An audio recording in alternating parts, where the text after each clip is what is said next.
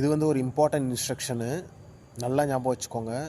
February 1, 2024க்கு அப்புறம் யாருக்கெல்லாம் renewal வருதோ தமிழ்நாடு நர்சிங் கவுன்சிலில் யாராருக்கெல்லாம் ரிஜிஸ்ட்ரேஷன் இருக்கோ அவங்களுக்கெல்லாம் ரெனிவல் கண்டிப்பாக எவ்ரி 5 years ஒன்ஸ் இருக்கும்.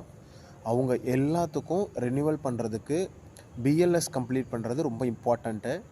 இதில் வந்து பார்த்திங்கன்னா 8 hours வந்து ஆன்லைனும் 10 hours வந்து ஆஃப்லைனில் ப்ராக்டிக்கலும் நீங்கள் வந்து பேசிக் லைஃப் சப்போர்ட்டில் சர்டிஃபிகேஷன் வாங்கி நீங்கள் ட்ரைனிங் முடிச்சிருக்கணும் பிஎல்எஸில். அப்போ தான் நீங்கள் ரெனிவல் பண்ண முடியும். ஸோ யாராருக்கெல்லாம் ரெனிவல் பண்ணணுமோ, ஆல்ரெடி ரெனிவல் பண்ணவங்களுக்கு நோ ப்ராப்ளம். February 1, 2024க்கு அப்புறம் யாராருக்கெல்லாம் ரெனிவல் வருதோ அவங்கெல்லாம் 18 hours பிஎல்எஸ் கம்ப்ளீட் பண்ண வேண்டியது மேண்டேட்ரி. இன்கேஸ் பிஎல்எஸ் நீங்கள் பண்ணலை அப்படின்னா அடுத்த ரெனிவல் நீங்கள் பண்ண முடியாது. அதனால் மறக்காமல் பிஎல்எஸ்ஸை பண்ணிவிடுங்க. இது வந்து தமிழ்நாடு நர்சிங் கவுன்சிலே கொடுத்த சர்க்குலரில் இருக்குது. ஸோ இது சம்மந்தமாக வேறு ஏதாவது டவுட் இருந்தாலும் நம்மளோட கமெண்ட்டில் சொல்லுங்கள். இந்த இன்ஃபர்மேஷனை உங்களோட ஃப்ரெண்ட்ஸ் நீங்கள் இருக்க குரூப்